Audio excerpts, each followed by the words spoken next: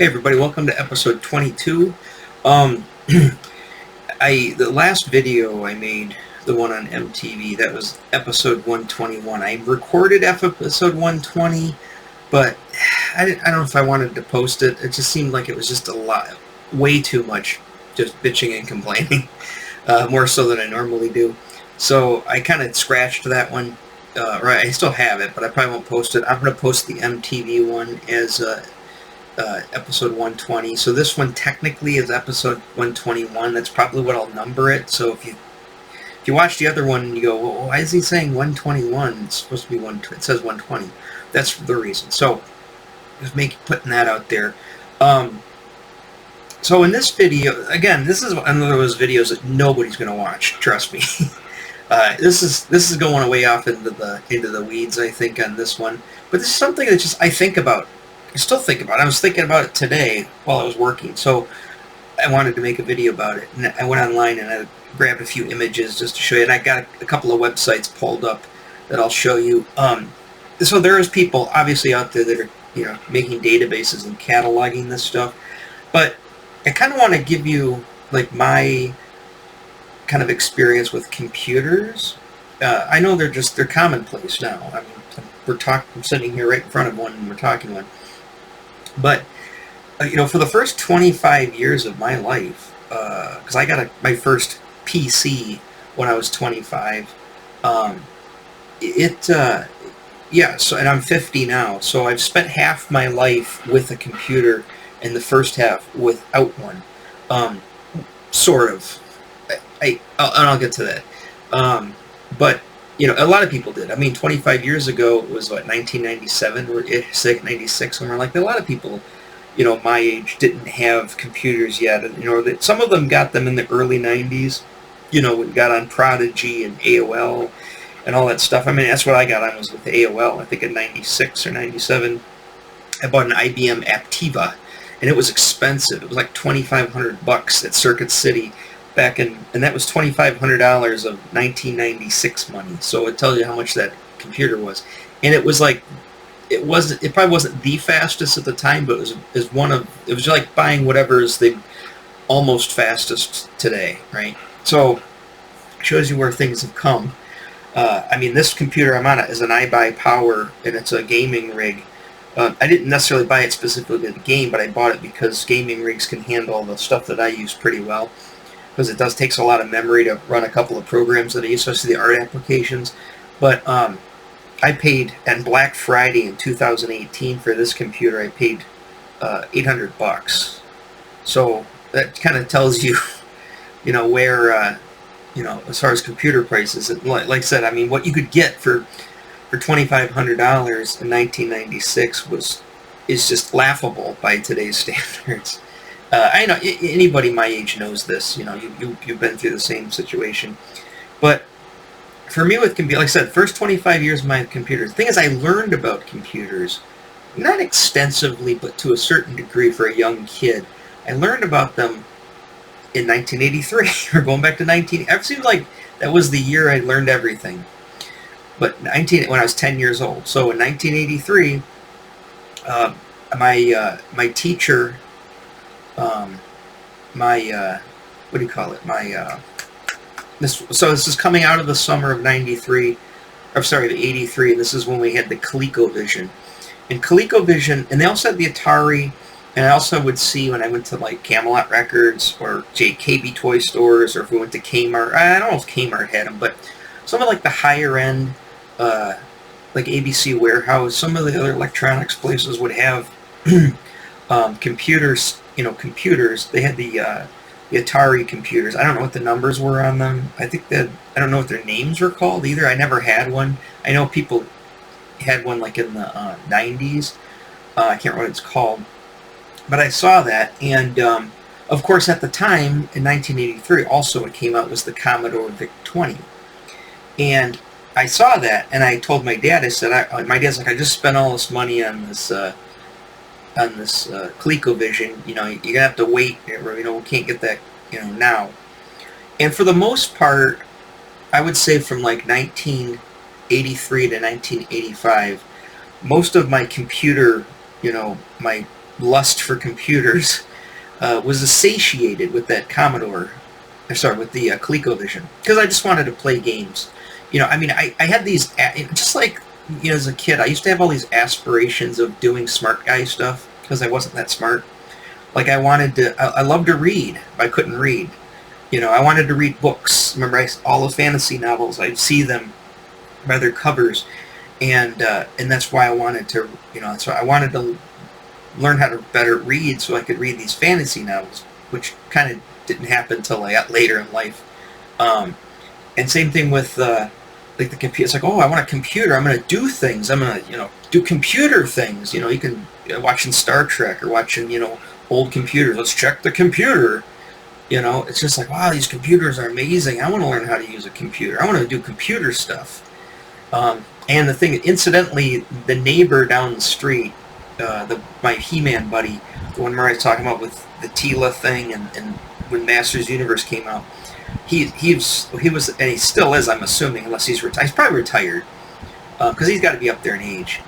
But he was the math professor at Oakland University, or one of them. But he's been there the longest, probably, if he's still there. I'm sure he's retired by now. I know he was there when I was in college in the 2000s, and he was probably my dad's age then.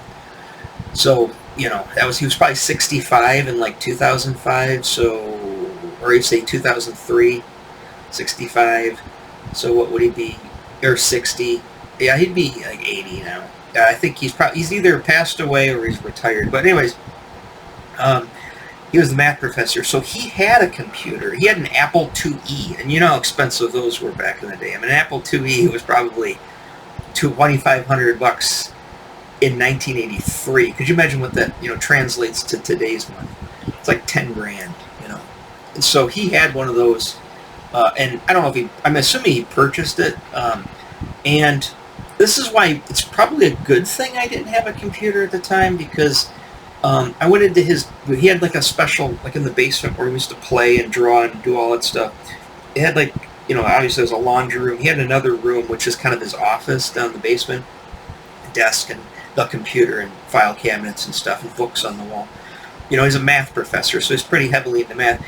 And anyways, he had this Apple IIe sitting there with the disk drive and everything. And it's kind of the first time I ever saw that, because at school all we had was the no, we didn't even have the Tandy. We either had the Tandy or we had the Texas Instruments, that big one that you'd play Oregon Trail on.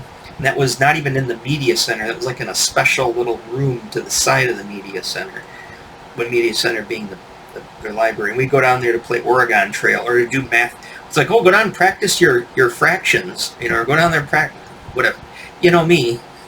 Like I said, I loved going down there, the computer. I loved the look of it. I loved the smell of the computer room. I loved everything about it. It just put me in a happy place. But you expect me to do math on a computer? As I said, I had all these delusional dreams of being smart, but I never was smart. So anyway, so in the guy's basement, he had that computer, and he said, hey, you guys can play on it, but be careful with it. And because I have a couple of games on the floppy disks, the actual floppy, not the big 12-inch ones. It's not the 70s, but like the 6-inch floppies. And it was just in a sleeve. It didn't have a cover to it. And I think it said something like Asteroid Belt or something like that. What was kind of Asteroids, kind of Defender-ish. And you put that. He said, be careful putting the discs in the disk drive because they're floppy, because they're fragile. And I would go in there by myself, and his son would kind of get bored of it. He'd sit out in the other room. I said, I'm going to go play that game for a few minutes. And I'd get that disc, and I'd smell it. I smell everything. I'm a dog. I'm half dog. So anyways, I'd smell it, and then it's like, I'd lick it. Ooh, it tastes like, I used to lick film, like, film you take a camera on. It's already been processed, right? It just had a specific smell when you open that little thing, and you pull it out, and just lick it. I just love the taste of it. It tastes like pure chemical death, but I love that taste. So I remember licking the thing and then putting it in there. And like a couple of weeks go by, and he's like, oh, I can't play the computer anymore. Oh, why? He says, Oh, well, the something's wrong with it. It's not working. And then the dad, I remember saying, coming down, talking to us and saying, you know, guys, he says the disk drive in it isn't working. He says that's why I wanted you guys to be careful with the disk. He was mad, but you know, he's a pretty nice guy, and he's pretty diplomatic about it. He said, hey, you know, so no more playing the computer. I fucked up their computer, you know. So it's a good thing I didn't get a computer then, because I would have screwed up our computer too. But anyways, I went to. So anyways, so fast. Yeah. So not really fast forward, but kind of go through 83, 84. Again, that computer kind of filled the bug. Although I think this would have been 1984. My mom's boyfriend, the one that had this guy, had some money. That's why my mom was after him. So, anyways, he not only had MTV, you know, in his apartment, but he also had got his daughter. He was divorced too, obviously, and his daughter would come over. She had her own room, and he had a computer room set up in her room, and it was a I want to say it was I think it was Texas Instruments. Pretty sure it was a Texas Instruments computer. What were the ones at Radio Shack? Were those Tandies or those Texas Instruments? Well, anyways, he had the computer set up, and he had a joystick, and he had a tape drive, and he had it on this small, you know, like 13-inch color television set. And I was just like, oh, I want that. So that Christmas, because I think she was dating him during that Christmas, my mom ended up getting me because I was crying. I was like, I want a computer, and that's all I want. It's not all I wanted, but that's all I want is a computer. And anyways, so she got me the computer, and I was like, oh my God, I was totally blown away. But here's the problem. I went to the library, public library, you know, the one I always talk about, the Rochester Public Library, which isn't there anymore, and I would check out books on how to do computer coding, like how to just do programming, and they'd give you just lines of code, and it would say, you know, and of course I didn't know this because I couldn't read, but somebody else who actually, you know, wasn't an idiot said to me, hey, yeah, you got to just type all that stuff in and then just hit return, and then it'll run it. And I was okay. So, like I said, that computer, when you turned it on, you just get a little prompt. That's all you get on the TV screen. And we had it hooked up I remember he came over to hook it up, her boyfriend, and he was like, you got a butter knife? Because we didn't even have any screwdrivers. You have a butter knife? Yeah. And, you know, you open up the little screws on the back, you put the little forks in, you know, the two little forks, and then the red and the black, and then you tighten it down, and that's how we hooked up our what do you call it too, ColecoVision at my dad's. So we he hooked it up for us, and like I said, that's all it would come on the screen. And that TV was like a big console we didn't get the new one yet.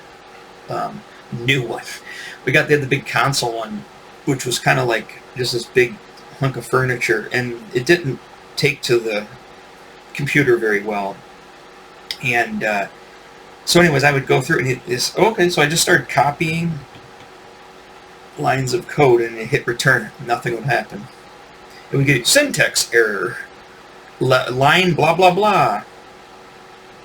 I wasn't smart enough to realize line blah blah blah meant that's the line of code that I made a typo in. So I would literally type the entire thing out again. It's like learning the guitar. It's just like I just got to start over from the beginning. Syntax error. I was ready to give up, except for one time I tried. It was just to make this little blocky guy go. And anyways, I finally was typing one day. I was just raining out. I remember this video. It was raining out. I was typing, and all of a sudden, boom, and it worked. And there he is moving. And I was like, literally, heart pounding, like, you know, it was like I was freaking out. It was like, I got it to work. Anyways, and then I'm like, just staring at it for literally like an hour, just staring at it. So what do I do now? Can't save it. There's nothing to save it on. So all that work, literally hours in this rainy afternoon to get this little guy to work. It's like, what do you do? I'm like, Um, can't do anything. My mom wasn't home. Nobody's home but me. So I just turned it off, and it's gone. So then I remember asking her boyfriend, I said, this guy, he's kind of a dick, too. All my mom's boyfriends are dicks. Anyways, he was like, I was like, it's like, how do you save something when you do it? He's like, tape drive.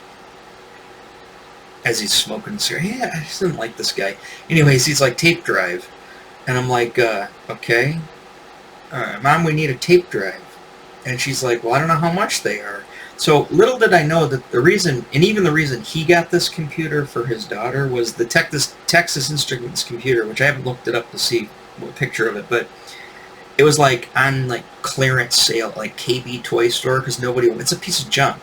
Nobody wanted it even back then. And it was like on sale for like $5. Literally, an entire computer for like $5 on clearance.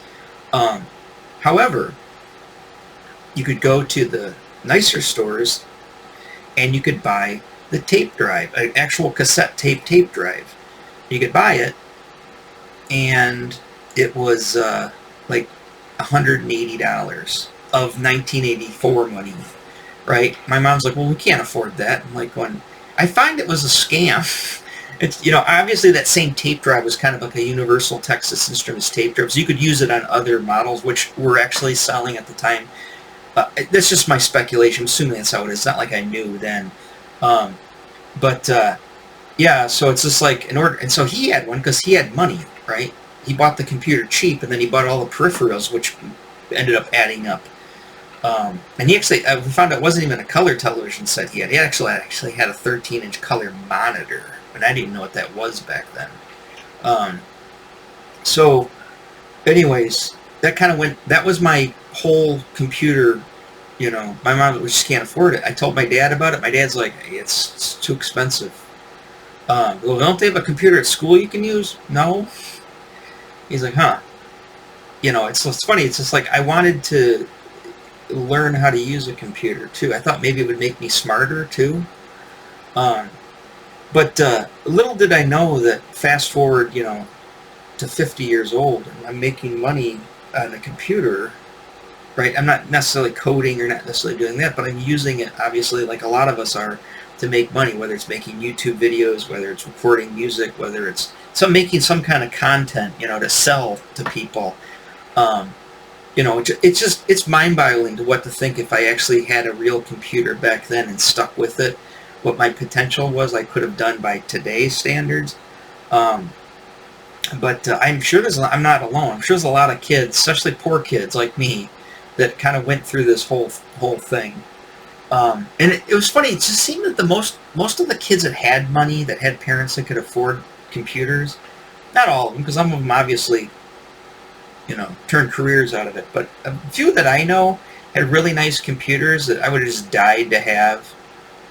They never did anything with it. And, it's just weird. It's odd to think about. Yeah, so, again, the VIC-20 was pretty cool. And the VIC-20 wasn't, it was like the same price as the ColecoVision at the time. But then you'd have, with but the thing is, the VIC-20 had the same problem. You needed a tape drive. The tape drive, the drives were what was expensive. The computer really wasn't super expensive. And I learned about this even later on, which I think even at that time, I thought, this is I said, this is kind of, what do I call it? Not a scam, because nobody used the word scam back in 1985, but I think I called it not a conspiracy. It had some weird word that I thought I learned about, that my dad would use, because my dad was always yelling about the government, and yelling about everything, and he was always filling my head with all these, my misanthropic, thoughts that I have today. But anyways, so 1985 rolls around. Remember the Hills movie theater that I talk about downtown Rochester, where I saw Star Wars, where I saw, Blues Brothers, or a bunch of movies I saw down there. That actually ended up closing up, and probably, I think it closed up in 84, and nothing was in there. So they gutted the entire movie theater out, because it had 2 screens. So it was a pretty big unit downtown Rochester. and they turned it into like this little mini mall. It was called the Main Street, because it was Main Street, called the Main Street Plaza. I don't know if anybody remembers this. I think it's still there today. I don't know if the sign still says Main Street Plaza. I can't remember if it literally still exists today. This is where my dad had his card shop. Was in that place later on in the 90s. But anyways, I used to, when it first opened up, my friends like, hey, you got to go down and check out this Main Street Plaza. We never called it a mall or a strip mall. We just called it the Main Street Plaza. And it was really cool. And I missed this place. And I used to literally go down there on my bike and spend the whole day there. A lot of times I'd not go to school. I wouldn't go to school. I'd just ride my bike down to this little mini mall and just spend the whole day there. And bug the shit out of all the employees that work there who, is there always that awkward thing where a kid comes in? Like if I'm an adult and I come in to a store, they assume I'm going to buy something, right? So they're going to be talkative to me and they're going to try to, they're going to try to sell something, right? He's an adult. He's probably got money. Little do they know. Anyways, I always tell this to panhandlers that are always, like you go down to the city and stuff, and there's all these people, wanting, hey, you say you got $1, you got $5, right? You're like, going, you got more money than I do, buddy. Look in your pocket right now. You probably have $100 in your pocket. I've got like $3.11 in my pocket. And that's all I have in my name. And I'm 28. So anyways, let's go to back to the Main Street Plaza. So I'm in the Main Street Plaza there, and it was cool. They had like this toy store that had like Smart Kid toys. It was like a high-end, expensive Smart Kid toys. Like they didn't have action figures. It was all like, like how to build a robot, or how to build, this or whatever. They had like little robot kits and all this other stuff. And that's another video. Anyways, across the hall, because they had like one main hall, went to the very back of the building, and then it had an upstairs, and it all overlooked. Remember my fear of heights? I don't know if I could go in there today, even if it still exists. And it's like 12 feet off the ground, 15 feet off the ground, and that, to me, it's scared the shit out of me today. But anyways, and on the other side, where my dad's store was, I don't know what that was. I think it was a jewelry store or something. When it first opened up, but in the very front of the building, against the window, like the toy store was against the window. You could see in the toy store on a window before you get to the actual, main entrance. But there's on the other side was this telephone store. Sounds kind of weird. It wasn't like, it's not like, this is 1985, so cell phones weren't really a thing. It was literally a store that sold telephones, but they were all like novelty telephones. Like they had the Felix the cat, with the eyes that go back and forth. They had a football phone. It was just, the entire store was just filled with these goofy telephones. And I would go through there and I really would want to buy one. Like, I want a cool Felix the cat telephone. I want a cool an R2-D2 telephone. For your regular push button telephones. I think at the time I was still so having something with push buttons, let alone an R2-D2 phone, was like blew your mind. So, so anyways, but upstairs in the back on the left-hand side. So if you're looking back towards the store from the front door, you'd have to go upstairs. There was a staircase here, and there was a staircase in the back. I used to take the staircase back because there was a drinking fountain back there, and after I rode my bike down there, I wanted a drink of water. And there was a bathroom, so I'd go pee, get a drink of water, and then I'd come up.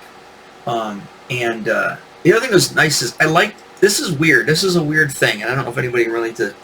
My son kind of tells me stories about it too. I couldn't poop at school.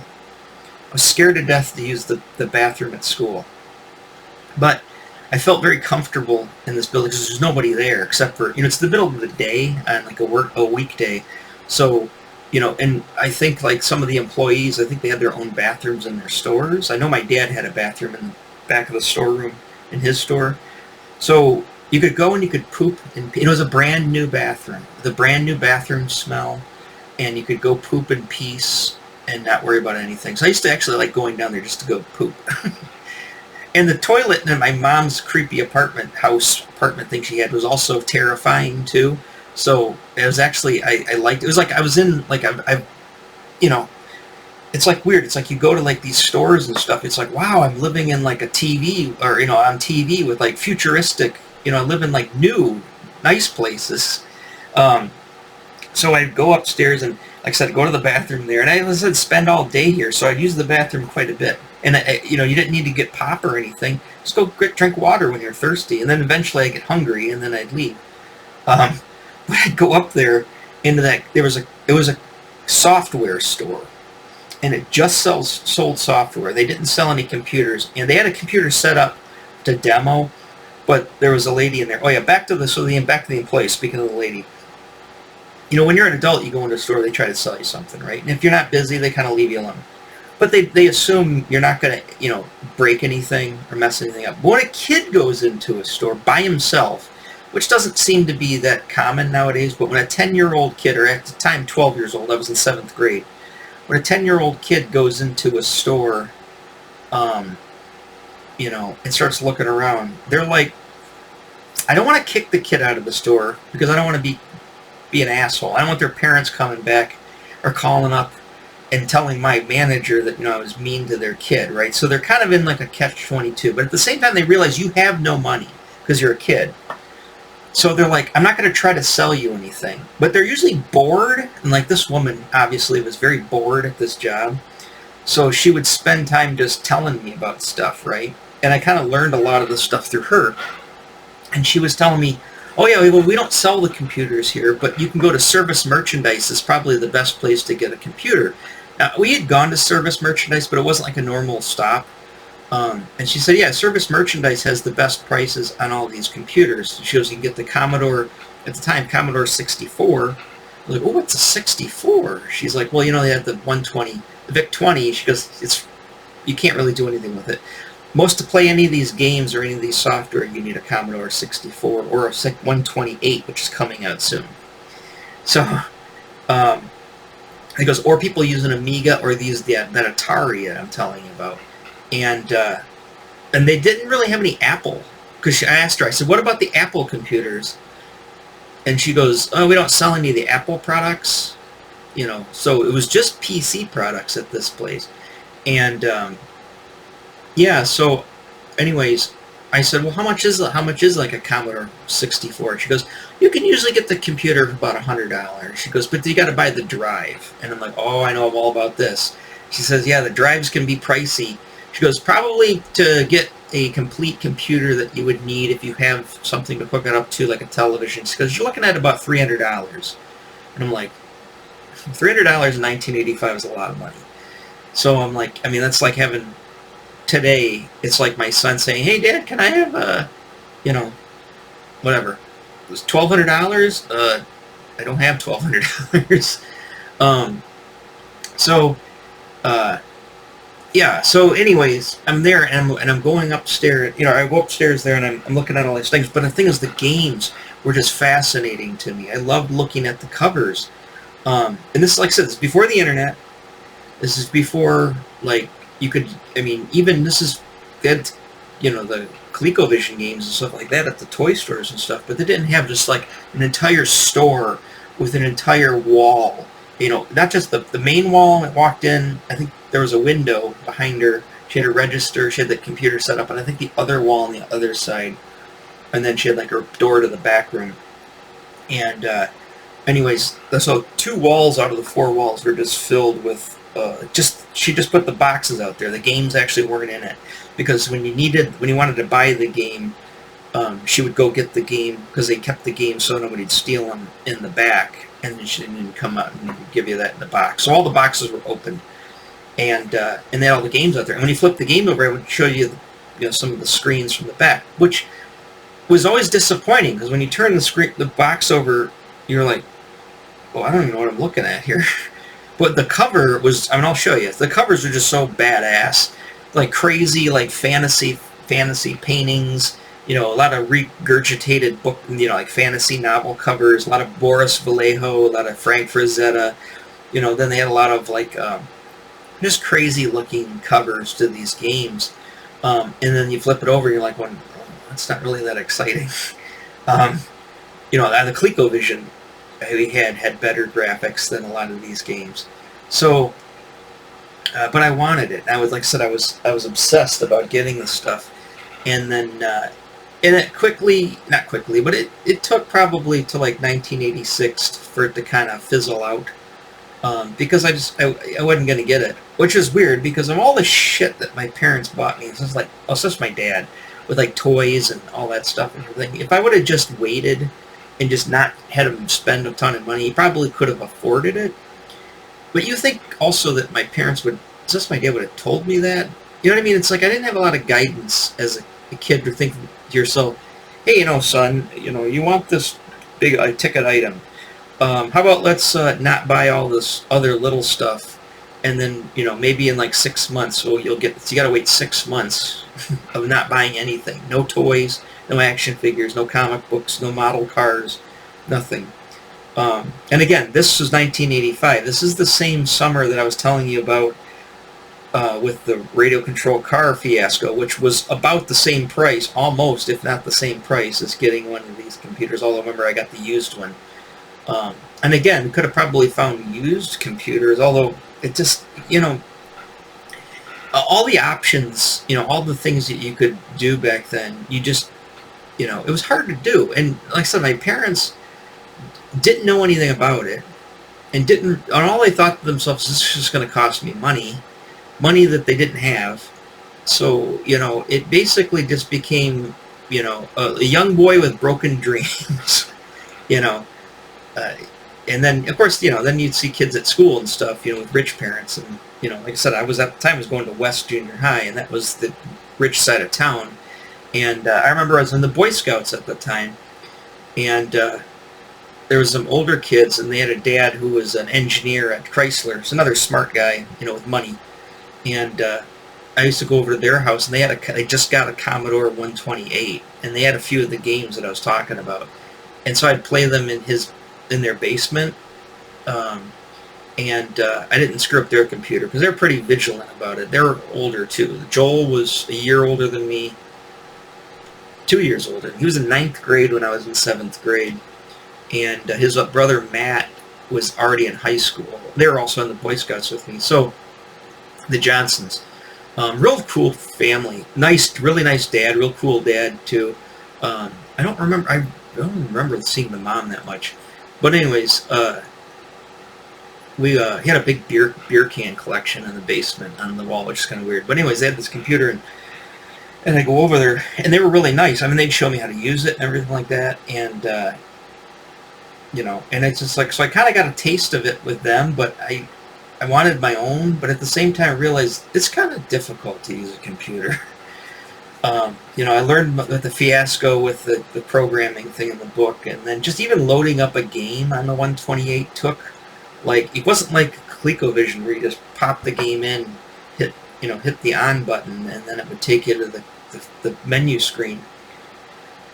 It was difficult. You had to run something, blah blah blah. It gave you like an executable file that you had to run. You had to run. It was all in DOS. You had to run the executable. And I was just like going, and luckily by 1986, just come fast forward one more year, I ended up getting the Sega Master System, and then eventually the Nintendo Entertainment System. And, the games were better than those, and you could pause. That was the craziest thing. You could pause the game. That's insane. Because you couldn't pause on ColecoVision or Atari. And the games were relatively cheaper, and they were better, and they're easier to get. So, not that far after this whole craziness is when I started to, I kind of lost interest in it. And like a lot of kids did. I mean, they're all playing the video games, and that's all they really wanted to do. I mean, I had aspirations, and you would tell your parents, hey, if I got a computer, I'll be smarter, I promise. If you give me a computer, I'll be smarter. Because that's how I thought the world worked back then, and I wasn't really that young. I was, a teenager, and I thought, I was older than my son now, and my son knows better. He's like, you don't just get a computer and you instantly get smarter. But I thought if you bought a computer, it would somehow make you instantly smarter. You think about that Beavis and Butthead episode. The kids get hooked up to the computer, and then Beavis or Butthead kicks the cord out of the wall, and the kid's like brain fries out and he starts singing, "Carry on my wayward son." And it's freaking hilarious. So yeah, I was a carry on the wayward son kind of kid. I wasn't the super genius. I was actually more like Beavis and Butthead, just an idiot. But yeah, so you know, that's kind of my experience with computers until literally, my friend had a computer. I first learned about like paint programs and stuff. That was like 89, 80, 90. And then into the 2000s, it wasn't that far down the road until I actually got a PC, and you get it, and the internet existed at that time. I mean, sure, it existed kind of in the late 80s, but not really. Remember that computer, that report. Did I mention the report? So in Mrs. Warlock's class in 1983, we had to do a report. Or maybe I missed this part. We had to do a report, and the report was you had to do a report on something. And I picked computers, and so and it was literally, it's like I was smart for. This is why I thought learning about computers would make me smart, was because it was the only thing I ever did in elementary school outside of art that got me an A.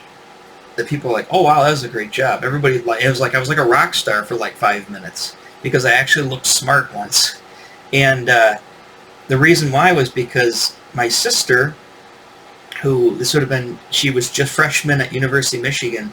She still lived in the dorms, so it was her freshman year. When we went up there, she said, "Hey, there's a guy in the dorm who has a computer in one of the dorm rooms, and he's got it hooked up with a modem and all kinds of stuff, and he knows everything about computers. Go down and have him help you write the report." So it was like Revenge of the Nerds. I mean, this guy was a nerd, that stereotypical 80s nerd. Rich guy, though. Rich nerd. Because there's at University of Michigan. Had rich parents, of course. Probably all engineers. But anyways, engineers. So anyways, I go down to his dorm room, and they kind of just leave me with this dude for like, a few hours. And I ended up I was asking him all kinds of questions, and he's giving me all these answers and stuff, and he was like telling me what I should do the report on and how I should structure it and all this other stuff. And he pulls up like a I never saw a word processing program in my life, even not at any of the schools I was at. He pulled this thing up. He goes, "Yeah, you can type it out on the computer and print it out." They have like one of those like almost like a typewriter printers where it just print like a typewriter, but it was a computer printer. And so anyways, he all my notes and all my stuff that I wanted to do and all the talking points and everything I wanted to do, he just typed it all up for me. And and he made it, and he goes, just memorize this stuff. And he would go over the stuff and show me, like, this is what I mean by this and this. I mean, my head was getting crammed, but I was awestruck enough to remember it enough to be able to do my presentation in class, and everybody was just freaking out. And I just remember the teacher going, "Well, that's great, Tim, but you still need some work on your states and capitals." Anyways, but she gave me an A. But not that it mattered, but I mean, it was like, computer stuff makes you smart. So that was my computer. That was 1983. So it tells you kind of what's, how the world was in the 80s, especially in that world too.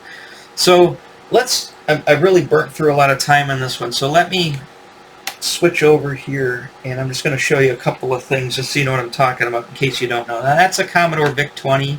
That's the box that came in. You can get an emulator of this, like the little Nintendo emulators that'll just play the games, and it looks like a mini version of that keyboard. It's kind of cool. I was thinking about getting one, but again, the Nintendo's got better games than that VIC-20, so you'd have to really be into it. And I didn't get to play any of those games because I didn't have the system. There's a tape drive right there. Look at that, 1530 data set, right? This right here is probably $100 new when it came out. This right here, almost $200. So you're talking $300 for these two units here, just to be able to type just to be able to compute and save your data.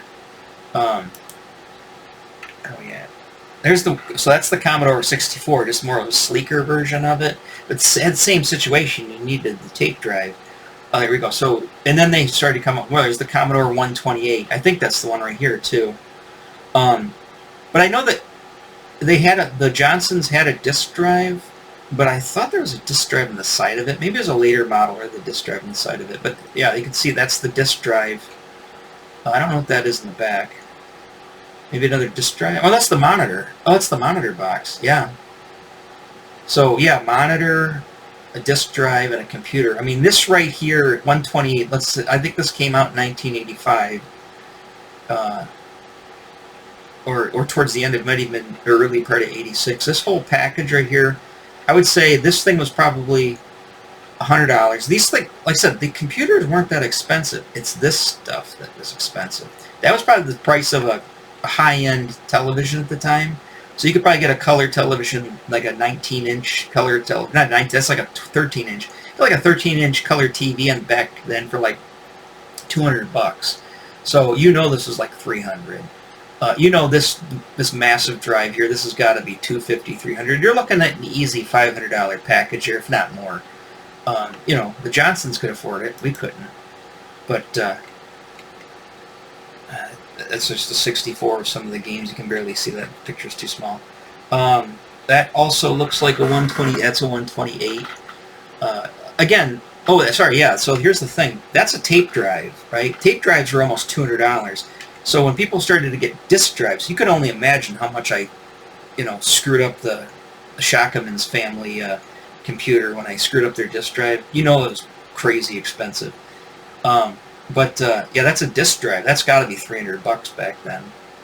I mean, those are $200 alone just for a cassette drive. That was old, antiquated technology at the time. Although you could still use the tape drive, because remember that Texas Instruments. I think the Texas Instruments are still using tape drives for a while.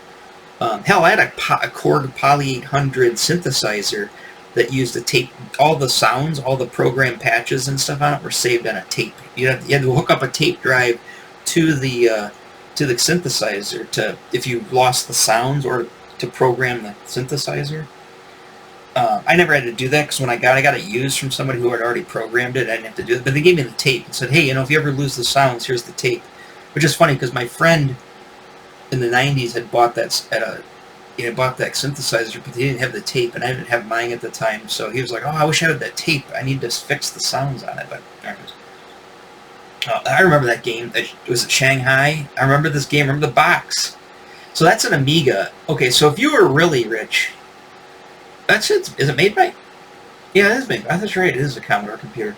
So the Amigas were like the super high-end computers at the time. And when I went to high school, now this would have been 87 through 91. They only had one of these. I think they had two of them. They had two of these computers in the Resource Center, which wasn't even the library. It was like it's called the Resource Center, and they had them in the special room.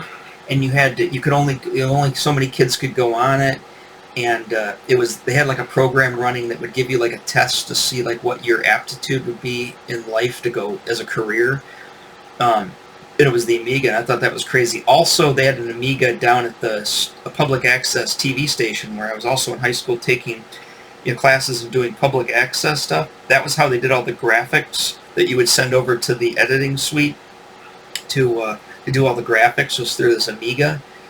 So yeah, that was rich guy money right there. I remember there was a kid in high school, Mike Webb, had an Amiga too, because his dad was an engineer and rich. It seems like all my friends' dads back when I was a kid most of them were engineers, and they had lots of money, and they had nice big houses, or something along those lines. Either some technical career, which is kind of what I wanted to get into, but I couldn't even read, and I could barely even do basic math. I don't know what I was thinking I could go into a technical field. But everybody said, oh, you need to get into technical field. You need to go to DeVry Institute, or go to one of those. Every time on Channel 20 while I'm during the computer, like during the day, like when you were at home watching Days of Our Lives. They would always show on like Channel 20, and I'd flip over to Channel 20 to watch the early cartoons that you could watch if you didn't go to school that day. And they would have all those commercials for, like, just dial diamonds, DIAMOND, the Reaver Kent Diamond Factory. buy wholesale. And then they always have these commercials. You want the skills of tomorrow, or no, the skills today will give you the career of tomorrow. Go to DeVry, or go to what was the big one we had in Michigan that a lot of people went to, and I was gonna go there. What the hell was that place called? It called Institute of Technology, something. The Institute of Technology. It was like this college trade school for like learning like IT and computer programming and all of the the skills of today for the jobs of tomorrow, or the skills of whatever tomorrow for the jobs of today.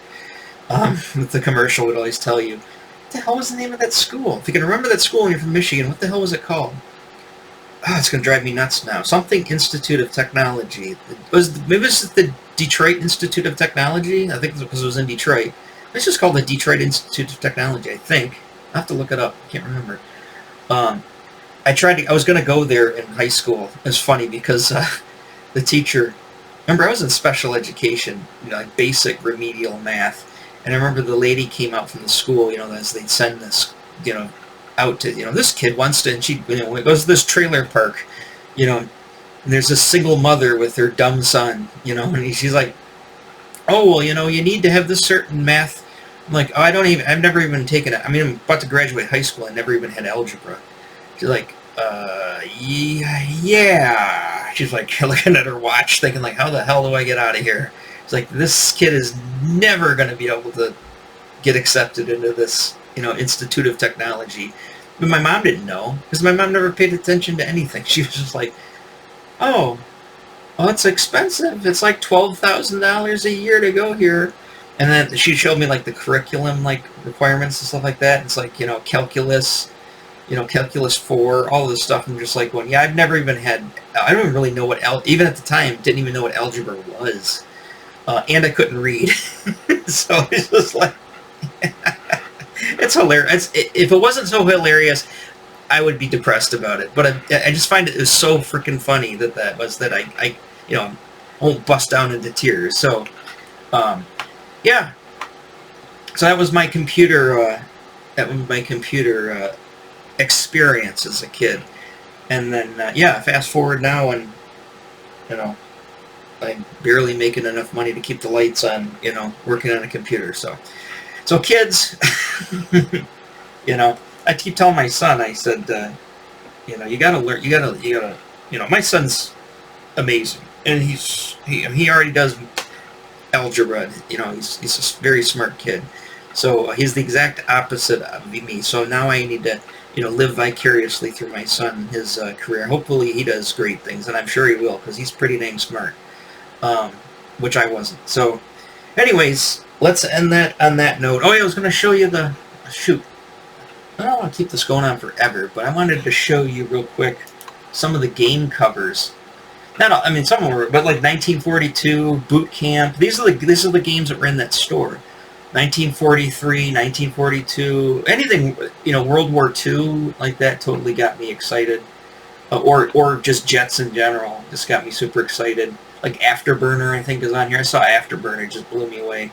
Oh, look at that. You got like Stomper trucks. You got 4x4 off-road racing. I want a 4x4. I want a cool motorcycle. I want a race car. I want to do tricks on a skateboard. Oh, I want to be James Bond. Oh, I want to fill in the blank everything else. Leisure Suit Larry, that was some good stuff too. Actually, the Leisure Suit Larry, I wasn't allowed to look at. She had it behind the register. Oh, you can't look at the Leisure Suit Larry stuff. Ace, all the Ace combat games, Acrojet, build your own. That was the Acrobat one. There was one where you build your own, model plane and fly, see if it flies, like a simulator. Action Fighter, look at that badass car. Action Bike, and Action Force. I'm sure they had a G.I. Joe version. Adam, this is newer. This is when I was in high school.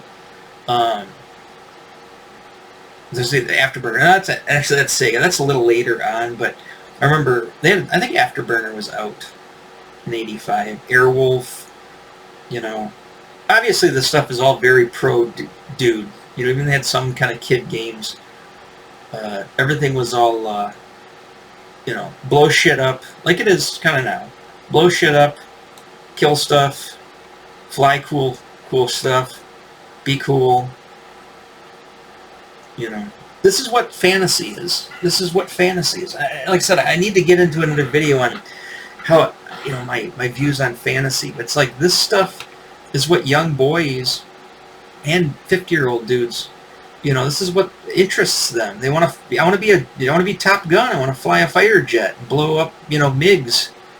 I want to, be the black, the ranger, who goes to ranger school, and parachutes behind enemy lines and blows up the bunker, or you want to drive the cool space helicopter, or you want to go get your face hugged by aliens, stuff like that.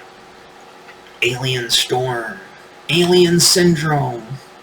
That's it. I won't go through all of them, but you guys can see there's a ton of these down here, a ton of pages with all these old games. And like I said, this just boggled my mind. It just blew my mind away as a kid. It's like, I want to play all this. I want all this stuff, until I started to actually see them, and I was just kind of like, I guess I'll just stick with the Sega Master System and the first Nintendo Entertainment System, because their covers were kick-ass too. Even though those games weren't as cool as the covers, they were better games than some of these games. Although some of these are older, like that's from the 90s. I'm sure that looks fine. And that's probably the same game that they had on the Sega Genesis as the Aliens 3 game, I'm assuming. Because a lot of the games carry, just like today, they kind of carry over to the main systems. But, yeah. I guess my closing thoughts here on this is... Oh, let me just... One more. Bear with me. Is it the Retro Museum? That's more covers. So here were some of the games. These are just screens from some of those games. Airwolf. There's Airwolf. Remember how cool that cover looked? Well, here's the game. Ah, Jesus. Let's get out of there. But yeah. So, the game is cool, but it's not as cool. Although that one still looks pretty good. And that's still... I think Nintendo and Sega still had better graphics than that, but... I think it's sort of like Maniac Mansion started and stuff. It's all in the PC games. But anyways, so I just want to touch on that real quick. You can look all this stuff. There's the Lemon 64. You can see the website up on top there.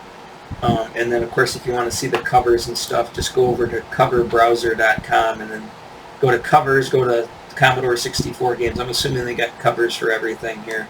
Just want to see like the covers of the game. And then also same with this one. Retro Museum. Goes into all that stuff. So, yeah. But here's my thing on video games. Obviously, I've been around for a long time, with video games. I was there for most of ground zero of most of all of the major console games. Pong was still... I was still pretty young when Pong came out. But, and now look at what we've got today. That's just in half of my life. Well, hopefully I live 100 years. But I'm saying in 50 years, that's what we have. So, but I gotta say, as much as I love all that stuff, and I think it's cool then, I gotta say in the last 20 years of my life, maybe 10 years, 15 years, I really, I don't play that many video games. I barely play my PlayStation 4. I barely played my PlayStation 3. I got Steam with a few games. There's a few games I really like that I used to play a lot. There's a lot of the Warhammer games, like the Dawn of War games. Loved them. And I've got like Battle Sector now, which I haven't really played in like a year. Because nothing new has come out for it. But, yeah, I'm not really into the games that much nowadays. My son is. And he still plays old games. He still plays Minecraft with all his buddies. That's what they're still playing. He doesn't play any like the crazy AAA games that are out because they all kind of suck.